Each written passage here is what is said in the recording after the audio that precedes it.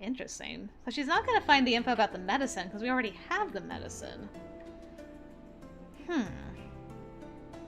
The very next day, I ventured to the outskirts of Edo in order to locate my old place of residence. A bed of overgrown weeds covered the yard, giving me the impression that it was left undisturbed for some time. If I had to hazard a guess, Father's study would be the best place to look for clues about the water of life. Ugh! As I crept inside the musty room, I saw what looked to be a moving shadow, and I was startled. Oh no. Did I just stumble upon a robbery? All these years, and you happen to come in the one time it's being robbed. I nervously held my breath with my back against the wall, peeking slightly around the corner to see. Who's there? A familiar voice called out from the room. Could it be? No, there was no way I could possibly mistake that voice. It was. Father, is that you? Dang. My heart suddenly sank in my chest as I called out to whom I assumed to be my father. The floor creaked ominously as the shadow approached me with slow, measured footsteps. After he stepped into the light, I saw him myself. It was...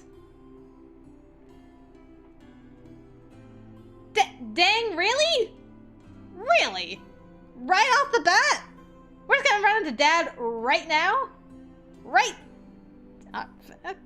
Fine. Okay, good. Very good. This is fine.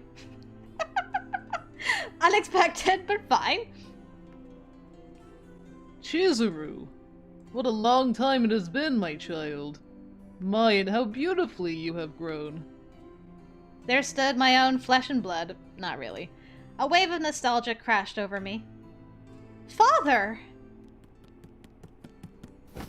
Aw. I ran up to him instinctively, hugging his body tight for the first time in years. I think this is the first time we've actually seen this as her first reaction.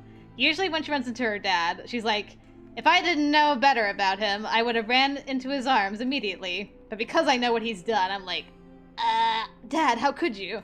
This time she's like, Dad! The faint smell of chemicals wafted from his clothes, a scent with which I was intimately familiar. Let me see your face. It seems like ages since last we met, and what a gorgeous young woman you have become. Yes! I was so overcome with feelings that tears began to form uncontrollably in my eyes. His warm, wrinkly hands reached to pat my head tenderly. Such a kind, familiar sensation. Suddenly I was thrust back to my childhood, lost in the illusion that the years since I last seen my father were all dreamt while I slept cozily in my futon. Father, where have you been this whole time? His hands stopped their gentle patting. His smile, however, was as bright as ever. It was a smile I knew well. His lips moved with purpose as he spoke. I was under the protection of a certain domain. Enough about me, though. Tell me all about your life. What has kept you busy? As he desired, I told Father everything about my travels to Kyoto up until the current moment. How I was under the watchful eye of the Shinsengumi, and all about what I had seen in their company. How I witnessed the crushing defeat of the Battle of Tobufushimi, and our subsequent retreat to Edo. I see. My child, you have been through quite the series of ordeals, haven't you? No, not at all. But I cut myself off before I could continue. Because, as I was recounting my stories of Kyoto to him, I suddenly remembered all that Sen and Kazuma had told me. If I were to ask Father about those things, then I was afraid of hearing such rumors to be true. In all honesty, I was deathly afraid. The silence was deafening after I stopped speaking. It was Father who broke the silence. Chizuru. While you were in Kyoto, did you happen to meet anyone who believed themselves to be demons? His question cut directly to the point I had hoped so desperately to avoid. I stared back at him intently. After a pause, I nodded, despite my reservations. Yes, I did. In my travels, I encountered 3 men who claimed to be demons. Kazuma, Amagiri, and Shiranui. This is the first time we get a thing on Shiranui. He's been absent. A demon who wields impressive skill with a pistol, he is an agent close to the Choshu domain. He considers Shinsaku Takasugi a dear friend of his. Oh, and there was a princess as well. Sen. I see. So it is likely, then, that you have already been informed by them. You see, I am not your real father.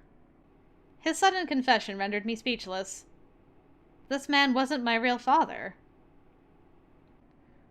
But for what it's worth, I have always looked at you as if you were my real daughter.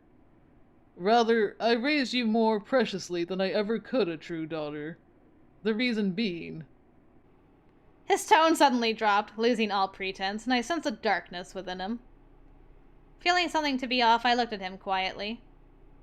What I saw was his usual stern expression, but it was colored a tad differently than I was used to.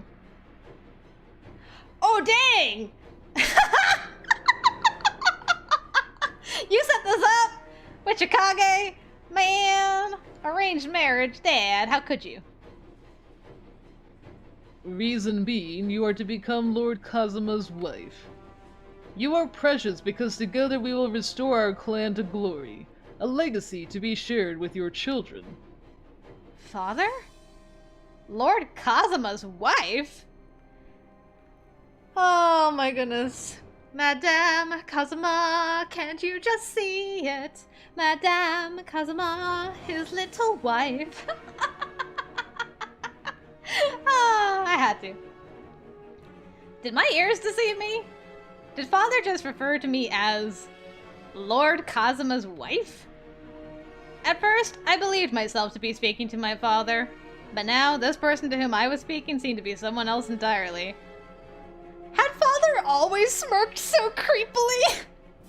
I'm glad she acknowledges it finally, because that face always creeps me out. Soon, war will consume this country. The Tokugawa shogunate will disintegrate to dust, and Japan will be engulfed in discord and fire. As the human race tears itself apart, the demon shall rise once more to reclaim this country. It is for this purpose that you were born.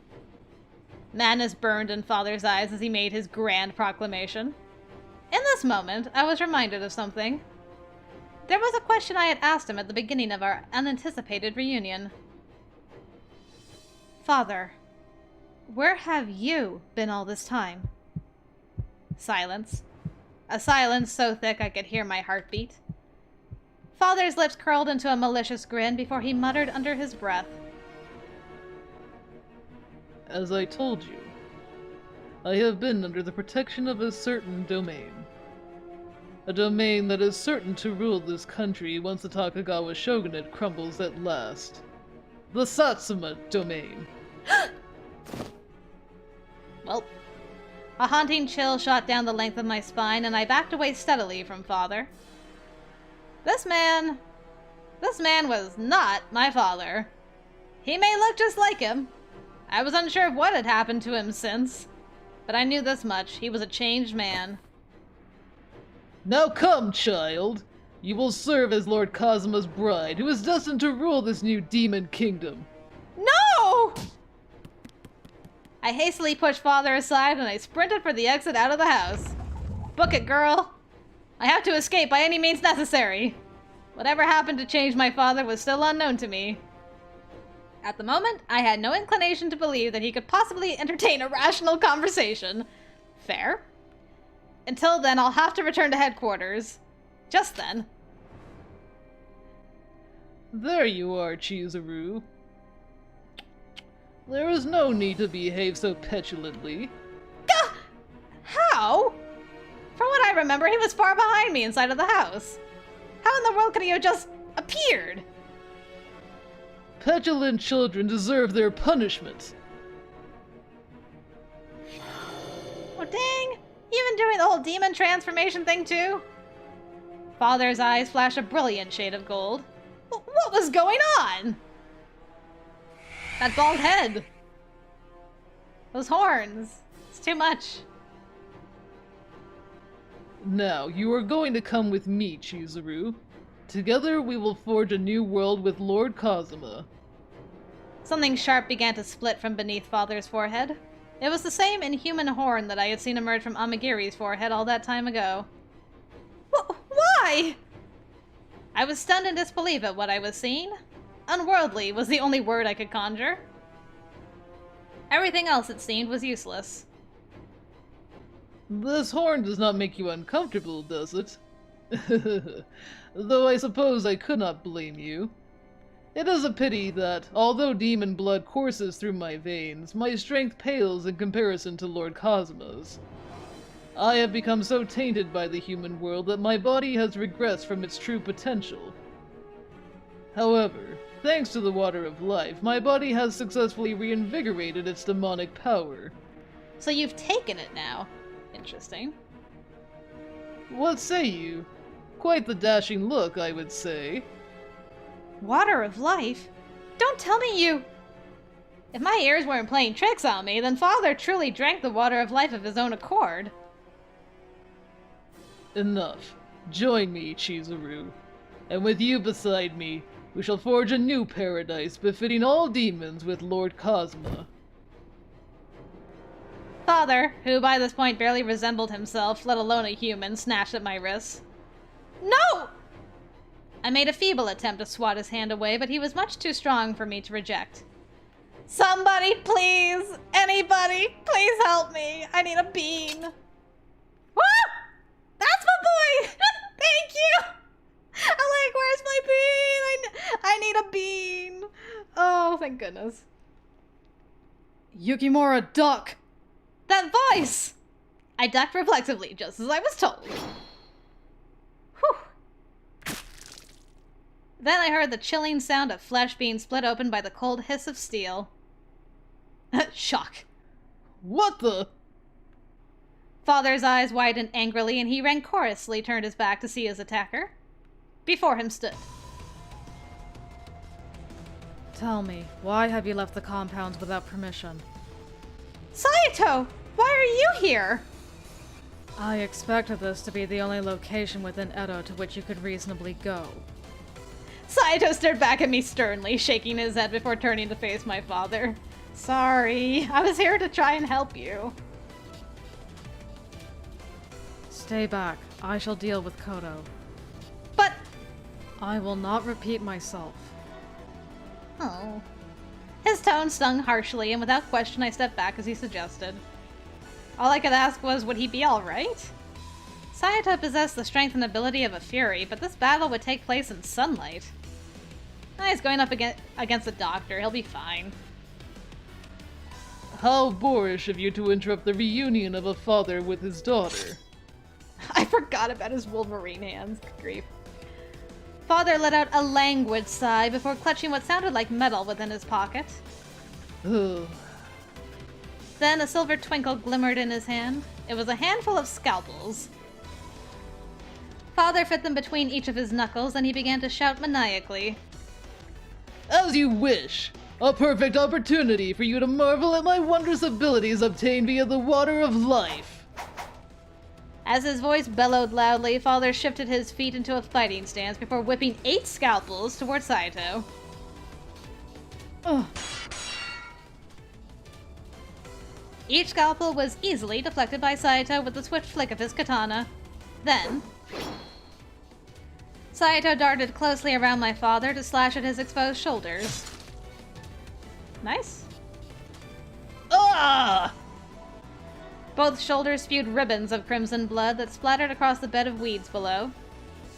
A display so gruesome I needed to cover my eyes. Despite my feelings regarding my father's deception about our relationship, he was still the man who raised me, a father whom I had loved nonetheless. But now that he had become a fury, these wounds merely tickled his flesh before they immediately began to seal. He was a demon beforehand as well. Phew. Close call, wouldn't you say? If I had not drunk the water of life, I would likely be writhing on the floor in agony. Man, how much were your demon powers repressed? So, you intend to continue. Our difference in power is incomparable. Just as Saito had said. No matter what power his father had gained, he had no background in swordsmanship, which meant that his newfound strength could only take him so far. Father, however, gave no indication that he was willing to relent so soon. Are you so surprised? Me, the man destined to rule this country? What reasons have I to fear the likes of you, human? Father chuckled despicably as if drunk from his own power, and then he hurled more scalpels at Saito. How many scalpels? Foolish. Dang. Once again, Saito parried the flying scalpels. Just then, one scalpel in particular. Aw, man. Oh, did he reflect it back? Dang, that's boss. Gah! Bounced off of the tip of Saito's sword and ricocheted to pierce the chest of my father. Crimson blood splattered over Saito's clothing, the metallic sting of which hit my nostrils. Ugh. Being showered by that morbid shower of blood made Saito's face scrunch in pain. Oh, my poor boy, he needs blood. Suddenly, Saito's movements became strained, as if he were out of breath, and he glistened with sweat. Oh no. Oh my. What's the matter? Your moves have lost some of their luster compared to how spry you were earlier. I would not have expected you to be the type to tire so quickly with such elementary moves. Which can only mean... Then Father's lips smacked mischievously? Oh. I watched as Saito winced wryly, then he quickly covered his nose with the sleeve of his kimono. My poor boy. There was no mistake. It was...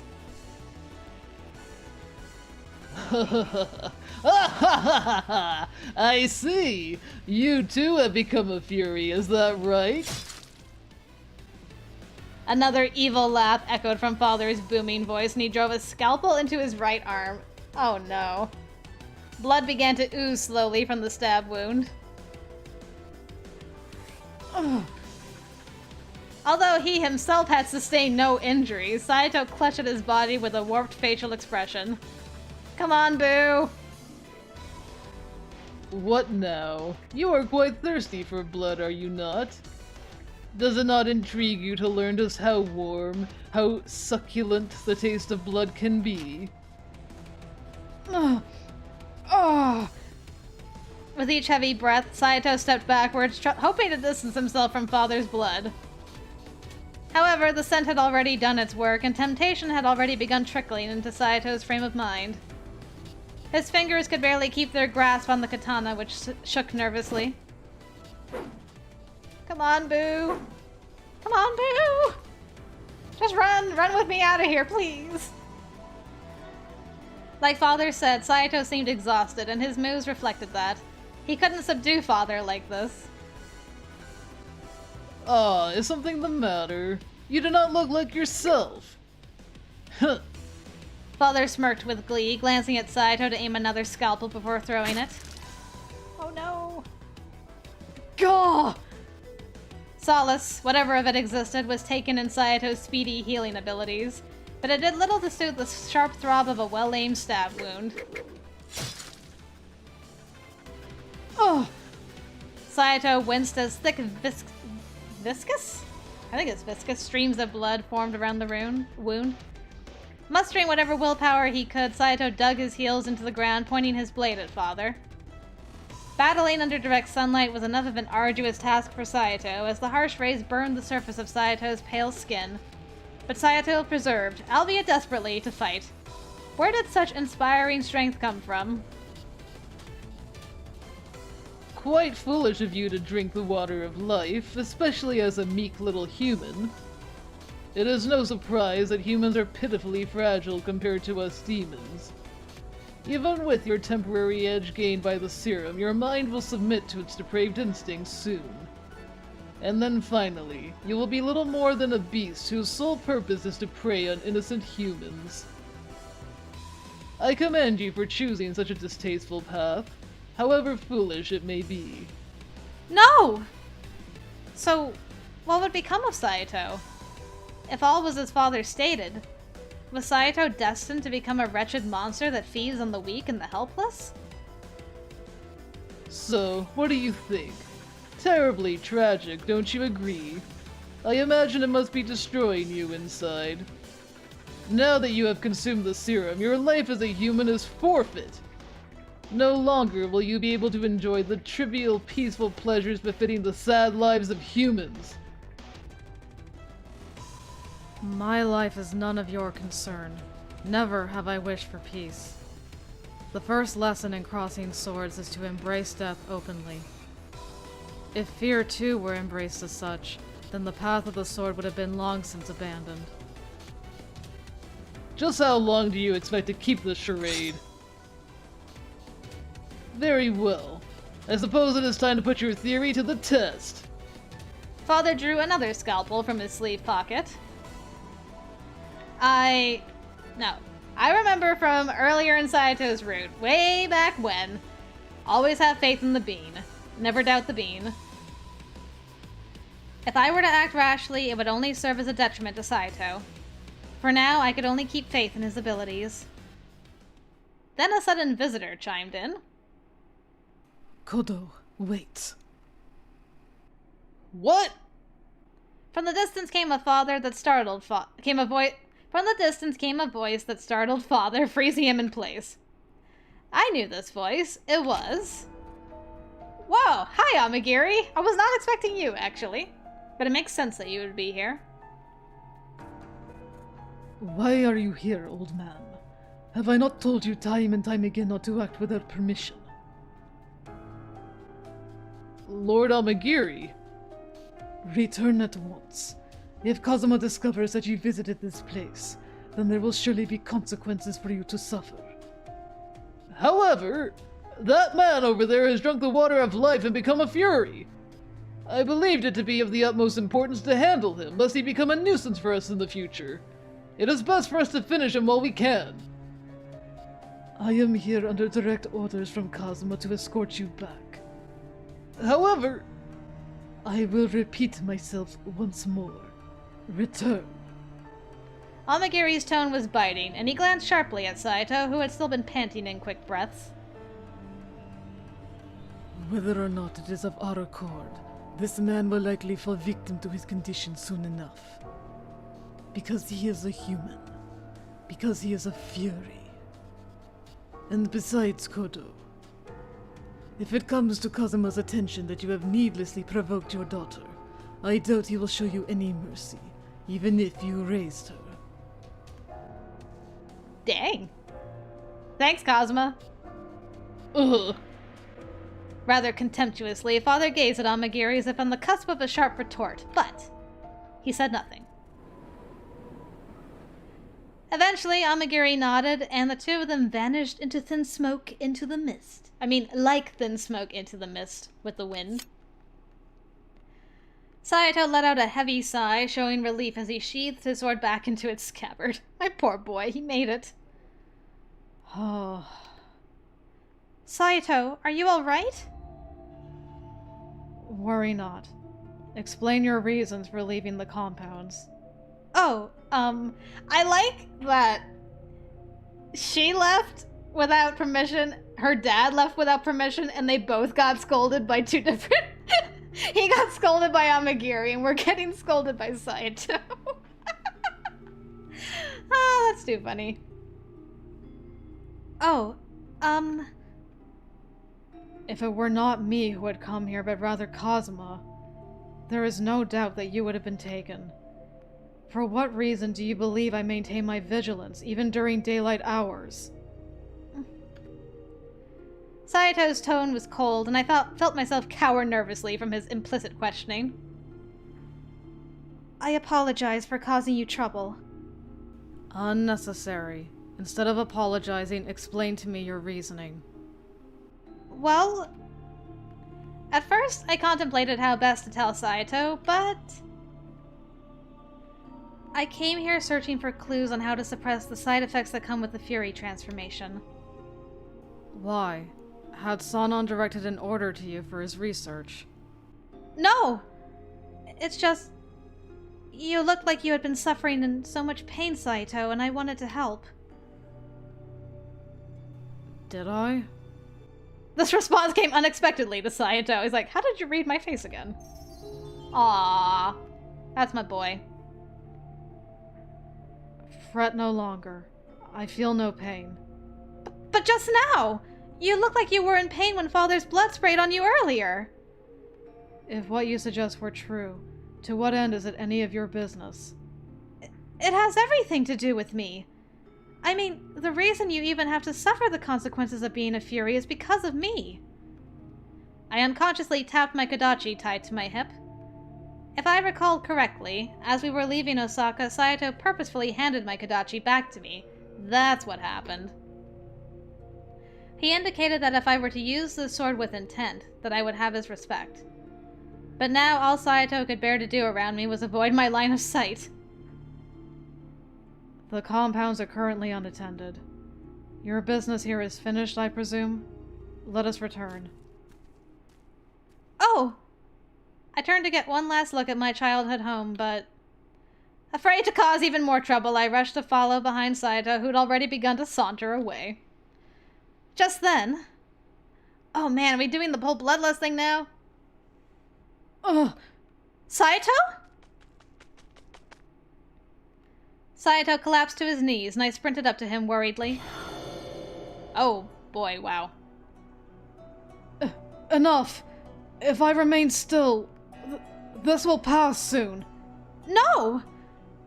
All of the color in Saito's face began to drain. In fact, he'd looked the furthest thing from fine. Sweat dripped from what seemed like every pore in his body, and his pupils dilated to twice their size. He must need. You need blood, don't you? Are you having an episode right now? Saito spit out a wad of saliva, refusing at first to confirm what I'd suspected. With strained movement, he began to clutch his breast tightly as a method of dealing with the pain. I had never seen Saito in a condition such as this. If we remained out in the open, there was no telling who may stumble upon the two of us. Hurriedly, I grabbed Saito's arm and led him into the refuge of the house. What should I do? You gotta give him that blood. Heisuke suggested the best way to cope with the symptoms was by drinking human blood. There was no time to dwell. Take action. I unsheathed my Kodachi, sliding the cold edge of the metal across the tip of my finger. Slowly, thick crimson droplets began to slide from the length of my finger before landing onto the wooden floor. I timidly offered my bloody finger to Saito, who had watched me sheepishly cut my own self. Saito, please drink my blood. Saito gave no reaction, at first, and his brow furrowed as if he were wrestling in silent deliberation. Don't worry about this cut. I'm a demon. The flesh will seal itself in no time. But... if you don't drink my blood, then you're only going to feel worse. Please, don't think of me. Please. I watched Saito's mind work as I urged him to drink, and finally, he eagerly grabbed a hold of my hand. He hesitantly put his soft lips against the open cut, sipping slowly at first before sips turned to deep gulps. His Adam's apple bounced rhythmically as he sucked with more force, and then his breathing calmed. Eventually, without a sound, he pulled his wet mouth from my wrinkly fingertip. Dang, how long was your finger in his mouth? See, you look far better. I'm happy that you took the chance. Saito's cheeks blushed and he scurried off to the side to avoid making eye contact. What a dummy. Your finger. Does it hurt? Nope, it's already sealed back up. I suppose having my powers comes in handy from time to time. There was a pause, and Saito scratched his head tepidly, thinking of ways to respond. Time to take our leave. He delivered his suggestion curtly before stepping out. I knew that he just couldn't help himself, but it was understandable to think that drinking another person's blood was something to which he still required some adjustment. Just some. Of course, there was no better way to treat those awful symptoms, so I couldn't blame him at all.